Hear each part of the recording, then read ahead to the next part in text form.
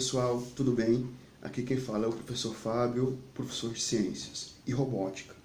Hoje a nossa aula vai ser de robótica, num conteúdo que se chama Conhecendo Componentes Eletrônicos. Então hoje a gente vai fazer aí vários vídeos falando dos componentes eletrônicos, né? A gente vai saber para que servem os componentes eletrônicos e a sua simbologia. Né? Para cada componente eletrônico existe uma simbologia padronizada. Então, esse é o nosso objetivo da aula hoje de robótica, conhecer os componentes eletrônicos.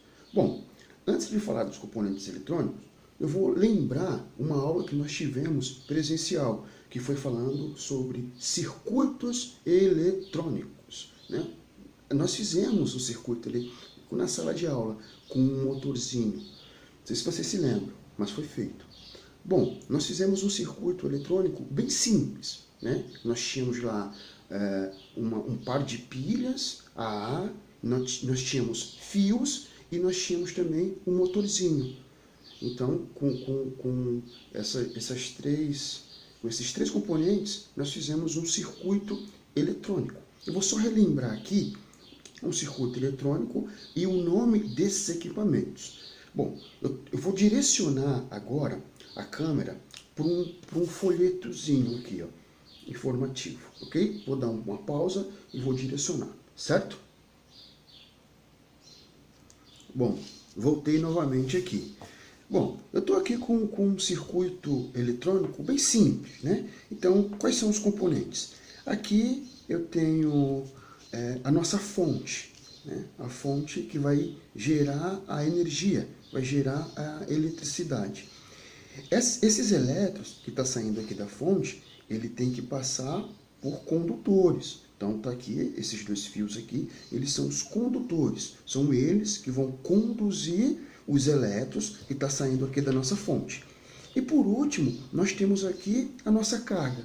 A nossa carga, ela é um motorzinho, né? Um motorzinho DC de 12 volts.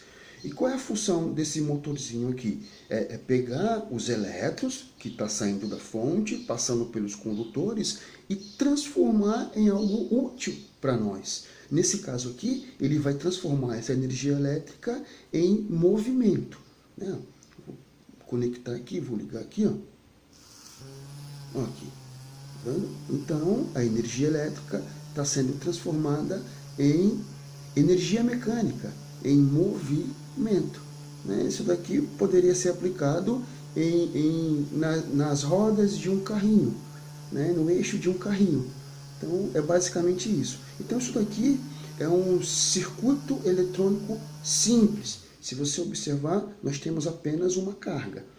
É lógico, se você pegar um equipamento mais tecnológico, ele vai ter muito mais cargas, né? Vou dar um exemplo aqui, ó. Vou tirar essa galerinha de cena e vou dar um outro exemplo aqui, ó. Tá vendo aqui, ó? Isso daqui é uma fonte, né? Uma fonte de computador. Olha o tanto de componentes eletrônicos que tem aqui, ó. Né? Olha o tanto. Nós temos aqui, ó, capacitor e nós temos aqui pequenininho, ó, os resistores. A nossa primeira aula hoje é para falar sobre os resistores, né? Aqui nessa placa aqui, nós encontramos vários resistores, né? De vários tamanhos, ó. Aqui eu tenho um resistor, tenho outro resistor, tenho outro resistor aqui, ó. Eu tenho um maiorzinho, tá vendo aqui, ó? Eu tenho um maiorzinho aqui, ó. Tá vendo? Aqui, ó, maiorzinho, resistor. Eu tenho um outro resistor aqui, ó. Tá vendo? Esse daqui já é bem maior. O resistor ele tem as faixinhas aqui. As faixinhas é muito importante. Então, o objetivo da nossa aula hoje é saber um pouco para que funciona os resistores em um circuito eletrônico. Ok? E nas aulas posteriores, nós iremos saber outros componentes, né? Próxima aula, a gente vai ver esse componente aqui, ó. Esse componente aqui ele é um capacitor. Resumindo, A função dele é armazenar elétrons, né? Temos aqui um capacitor médio, temos aqui um capacitor pequeno, temos aqui um capacitor grande. Então, esse que é o nosso, vai ser esse o objetivo da nossa aula, entender os componentes eletrônicos, ok? Beleza. Aqui, pessoal, eu tenho um esqueminha, né? Aqui eu tenho um esqueminha. Esse esqueminha, ele tem como objetivo mostrar pra gente. Então, se a gente for comparar aqui, fazer uma analogia, esse daqui seria a fonte, seria esse daqui, ó. Vendo? Essa daqui é a simbologia. Existem vários tipos de simbologia para fonte. Nesse caso aqui, essa simbologia aqui é para pilhas e baterias, né? Ok? Então, essa simbologia aqui, essa perninha menor é o negativo, essa perninha aqui maior é o positivo, ok? Então, aqui seria a nossa fonte, né? Por onde vai sair os elétrons. Aqui seria os condutores, que vão conduzir os elétrons. E esse daqui seria o motor, que vai transformar esses elétrons em algo útil para nós. Nesse caso aqui, está transformando energia elétrica em energia mecânica, fazendo assim o movimento. Poderia ser um LED, né? Um LED. Ele ia transformar aqui, o LEDzinho, poderia ser o LED. Né? Então, a energia elétrica que está passando pelos condutores vai ser transformada em luz, né? Algo que é útil para a gente. Então, aqui nós temos esse esqueminha aqui. Então, só relembrando, todo circuito eletrônico, por mais simples que ele seja, ele tem que ter uma fonte, esse cara aqui, ele tem que ter os condutores, nesse caso aqui é o fio vermelho e o fio preto, e ele vai ter que ter uma carga. Nesse caso aqui a carga é o motorzinho. Belezinha? Ok? Vou dar aqui um outro exemplo, não com uma carga, mas com duas cargas. Viu? Vou tirar aqui de cena. E agora eu vou representar aqui. Então aqui nós temos um LED e um resistor. Então agora, pessoal, eu tenho duas cargas, né, bem parecidas. Eu vou conectar aqui. Aqui eu tenho uma bateria, né, uma fonte, que é a minha fonte, 9 volts. Então eu vou conectar aqui. Calma. Conecto aqui, conecto aqui. Olha o que está acontecendo com o LED. Ele está acendendo. Tá vendo aí? Então agora aqui eu não tenho apenas uma carga, eu tenho duas cargas. Quais seriam as cargas? Seria um resistor, esse carinha aqui, que a gente vai falar sobre ele, a nossa primeira aula falando sobre resistor, e quem é o outro resistor? O LED. Então, nesse caso aqui, nós temos dois resistores. Simples, ok? Belezinha? Então, vamos dar continuidade. Vou direcionar a câmera para mim agora. Vou dar uma pausa aí, rapidinho. Ok, beleza, olha aqui de novo. Bom, então, o que nós vamos estudar hoje? Qual é o componente eletrônico que nós vamos estudar? É esse daqui. Ó. Esse daqui é o componente eletrônico. Esse é um componente eletrônico que vai ser utilizado em praticamente todos os equipamentos eletrônicos. Todos os equipamentos eletrônicos têm que ter esse componente aqui. E o nome desse componente se chama resistor. A simbologia dele, simbologia do resistor, nós temos duas. Né? Temos essa simbologia aqui, um retângulo, né? E nós temos essa outra simbologia aqui, é um zigue-zague. Então, na eletrônica, para a gente reconhecer através de um diagrama os componentes eletrônicos, a gente vai ter, para resistor, vai ser esses dois aqui, ó, um retângulo e um zigue-zague, ok? Para que serve um resistor? Um resistor, ele tem como função controlar a corrente elétrica. Controlar a corrente elétrica por exemplo, vou dar o exemplo aqui do LED. Tá vendo aqui esse LED? Esse LED aqui, a voltagem dele é menor que 9 volts. Se eu conectar esse LED diretamente numa bateria de 9 volts, ele vai queimar. Ele não vai aguentar e ele vai queimar e você vai perder seu LED. Por quê? Porque a bateria, a fonte, ela é de 9 volts, mas o LED ele não é de 9 volts, é abaixo de 9 volts. Pode ser 2 volts, 3 volts, 4 volts, 5 volts, 7 volts, 8 volts. Ok? E se você coloca uma fonte maior do que a voltagem do LED, ele não suporta, ele vai queimar. Então para acender esse LED e ele não queimar, eu vou ter que diminuir a voltagem. E como que eu vou fazer isso? Colocando um resistor. Ele vai causar uma resistência. Vai estar saindo da fonte 9 volts, mas antes de chegar no LED, ele vai diminuir essa voltagem. Então, chegando no LED, não vai ser 9 volts, vai ser abaixo de 9 volts. Então, ele tem essa função. É como se fosse um funil. Imagine um funil, né? Tem a parte superior, bem larga, e tem a parte inferior, bem fininha. Então, vamos imaginar que os elétrons seja água, certo? Então, você está jogando ali uma quantidade X de água dentro do funil. Mas na sua saída, né, naquela partezinha de baixo ali, vai estar saindo pouca água. Então, está entrando muita água, mas está saindo pouca água. Então, quem está fazendo isso é o funil. No caso aqui, do componente eletrônico, quem é que vai fazer isso? Quem vai diminuir a quantidade de volts? Vai ser o resistor. Ele vai... Belezinha aí? Ficou claro? Então, essa é a função de um resistor. Beleza? Ok? Bom, existem vários tipos de resistores. Eu estou utilizando aqui o mais utilizado, né? O mais utilizado é esse daqui, ó. Não dá para ver direito, mas ele é cheio de listrinhas. E essas listrinhas, elas são coloridas. E essas cores, ela indica números, né? Por ser muito pequeno, não tem como você gravar aqui o número 620 volts, ohms, 530 ohms, ia ficar muito complicado. Então, o que foi inventado? Umas listinhas coloridas. E essas listinhas é o que vale a um determinado número. Ok? Como saber? Como identificar?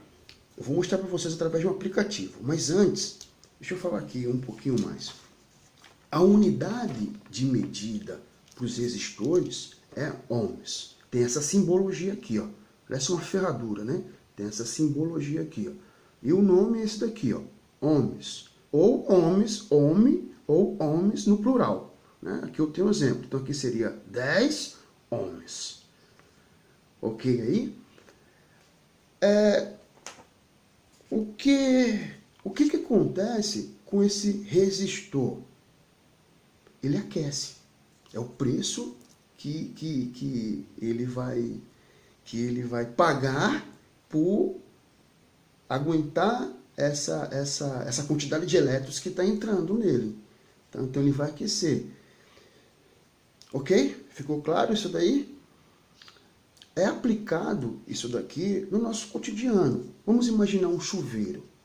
É lógico, dentro do chuveiro não é isso daqui, né? Não é esse tipo de resistor. É um outro resistor, um resistor em espiral. Mas é o mesmo efeito. Vai estar entrando ali a energia elétrica e esse resistor ele vai aquecer, ele vai segurar, ele vai causar uma resistência. E qual é o preço que ele vai pagar? Ele vai esquentar. Então ele vai aquecer. Esse aquecimento ele vai passar para a água, por isso que a água vai descer quentinha. Isso é uma coisa, o ferro de passar roupa. Você coloca ele na tomada, então está saindo energia elétrica. Lá dentro vai ter um resistor, vai ter uma resistência. Essa resistência, qual o preço que ela vai pagar? Vai aquecer. Então o ferro vai ficar quente, então você vai conseguir passar a roupa. Beleza? E aí? Isso daí se chama efeito Joule na física. Efeito Joule. Ok aí? Beleza, pessoal? Então, essa é a nossa aulazinha de hoje. Falar um pouquinho sobre o resistor e para que ele serve. Então, o resistor, ele serve para controlar a corrente elétrica em um circuito eletrônico. Beleza aí? Obrigado e até a próxima aula. Nós iremos ter outras aulas falando sobre componentes eletrônicos. Certo? Belezinha? Ok. Brigadão aí, pessoal. Até a próxima.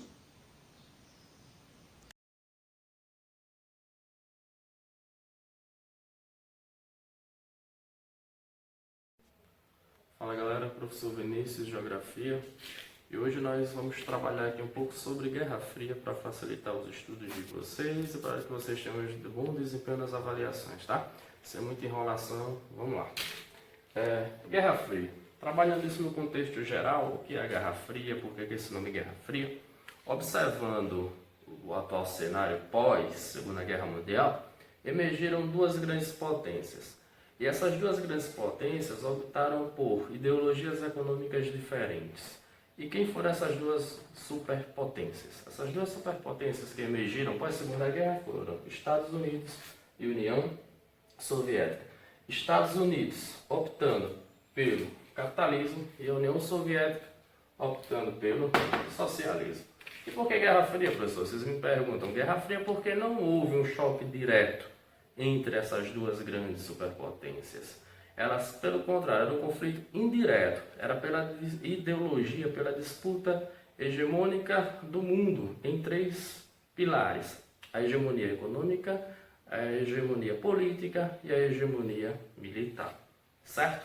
Baseando-se nessas informações, o mundo ele foi regionalizado economicamente. E o mundo também teve outra divisão que ficou conhecido como mundo bipolar. O mundo bipolar seria o lado que tinha influência americana, esse lado era o lado capitalista, e o lado socialista ele tinha influência da União Soviética. E a regionalização desses países ficaram divididos em três mundos. Primeiro mundo com os capitalistas ricos, segundo mundo com os socialistas e o terceiro mundo com os países capitalistas pobres. Tá? E vamos analisar alguns acontecimentos, algumas medidas que ocorreram durante esse período. Só lembrando, a Guerra Fria ela começa em 1945 e termina em 1991, contados 46 anos. E durante esses 46 anos, essa disputa desencadeou algumas medidas. Começando pelos Estados Unidos, a partir da doutrina Truman. E o que é que eles fizeram? O que foi essa doutrina? Era uma série de medidas que o país devia tomar para impedir o avanço do socialismo no mundo. Dentre elas, vamos começar falando do Plano Marshall. O que foi esse Plano Marshall? Tá aqui o primeiro. O Plano Marshall era uma ajuda financeira às economias europeias aliadas do capitalismo que eles estavam destruídos pós-Segunda Guerra. E essa ajuda financeira, na época em torno de 13 bilhões de dólares, serviria para esses países se recuperarem economicamente e formar uma aliança com os Estados Unidos. Dessa forma, eles conseguiam impedir que a União Soviética exercesse influência nesses países, certo? Por quê? Porque eles afiliaram uma parceria econômica com os Estados Unidos. A segunda medida, OTAN. Lembrando, estamos em um cenário de guerra. É necessário que o militarismo também passe a ser visto. E a OTAN foi a Organização do Tratado Atlântico Norte. Esses países capitalistas formaram essa aliança militar com o objetivo de, caso houvesse um ataque soviético, uma tentativa, alguma coisa, eles tinham a união para proteger-se de um futuro ataque. E por fim, vocês me perguntam como é que eles iriam saber desses ataques, como é que eles iam interceptar isso? Através das agências de espionagem. E os Estados Unidos fundaram a agência de espionagem americana, a CIA. Tá? E do outro lado, professor, o lado socialista, eles também tiveram as suas medidas, tá? Vindo para cá, ó, começaram com a cooperação econômica, a Comecon. Essa parceria econômica não seria bem um auxílio. O socialismo não vivia uns dias de glória financeiros, tá? Igual ao capitalismo. O que é que a Comecon seria? Uma parceria econômica com o objetivo de estabelecer o bloco socialista na Europa, já que o dinheiro não era, essa ajuda financeira não seria possível. Seria possível parcerias econômicas para que esses países pudessem se ajudar, tá? A crescer financeiramente, economicamente. Certo? Depois você vai ter a resposta deles à OTAN, que era o Pacto de Varsóvia, foi essa união socialista em torno do militarismo, para proteger-se de futuros ataques, ou tentar futuros ataques, ameaças, está do lado capitalista. E por fim, as agências de espionagem, como eu já falei, do lado soviético teria a KGB. Dois outros grandes acontecimentos desse período foi a corrida armamentista e a corrida espacial, que até hoje nós temos algumas consequências disso. Vamos começar tratando da corrida armamentista. Qual era a base disso? A pesquisa e o desenvolvimento de armas com grande poder de destruição. Nós vimos no final da Segunda Guerra, nós tivemos a bomba nuclear. E a corrida armamentista ela começa a investir forte nessa coisa. Por quê? Porque a partir do momento que você investe no exército bom, você mostra soberania, você intimida. Só que eles evitaram ter esse conflito direto. Pelo contrário, eles financiavam guerras e vários conflitos ao redor do mundo. Nós tivemos a Guerra do Vietnã, a Guerra da Coreia, a crise do míssil em Cuba em 62, que foi o ápice, né, dessas ameaças, e assim vai. E fica uma observação aqui para o nosso dia a dia. Também houve inovações de uso pessoal. Exemplo, o micro-ondas surgiu a partir dessas pesquisas. A comunicação via satélite, hoje o nosso celular. A internet, se eu estou falando aqui com vocês à distância, essas inovações surgiram com essa pesquisa e desenvolvimento que surgiu no período da Guerra Fria. Tá? Vindo para o outro ponto, eu creio que seja o mais conhecido, né, é a corrida espacial. E aqui eles queriam demonstrar o poderio militar e aquele queriam demonstrar o poderio tecnológico, a superioridade, frisa aqui, a superioridade tecnológica. E quem deu origem a isso? Tá? Muitos falam nos Estados Unidos, mas que fique claro, quem deu origem à corrida espacial, quem iniciou a corrida espacial foi a União Soviética. E quando é que ela começa isso? Em 1957, com a criação do primeiro satélite artificial enviado à órbita, o satélite Sputnik. Também em 1957, eles pegaram o satélite artificial, que foi conhecido como Sputnik 2, e pegaram uma forma de vida, a cadela Laika, puseram a bordo desse satélite artificial e enviaram a mesma para a órbita terrestre. Porém, foi uma viagem suicida. Pouco tempo depois, essa cadela ela morreu, de torno de 4 a 6 horas depois, mas o objetivo deles era mostrar que tinha tecnologia suficiente para levar alguém lá. Tá? E que isso gerou vários problemas para as organizações protetoras dos animais na época, vários protestos, várias coisas, enfim, que é outra discussão.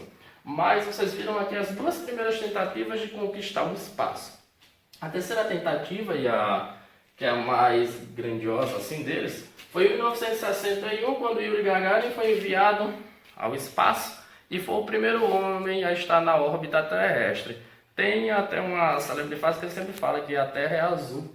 Tá? Ele foi a primeira pessoa que pronunciou isso aí quando chegou a frase mais célebre dele. E nós vamos ver que também existe uma frase que é célebre do astronauta americano, falando dos Estados Unidos, vamos vir para cá. Ó. Os Estados Unidos, através do presidente Kennedy, ele começa a investir no programa espacial norte-americano. Em 1958 ele cria a NASA. A NASA, através dessa pesquisa americana, o que seria a NASA? Agência Espacial Norte-Americana. E, no dia 20 de setembro de 1969, eles enviam a equipe de astronautas tripulantes à Lua.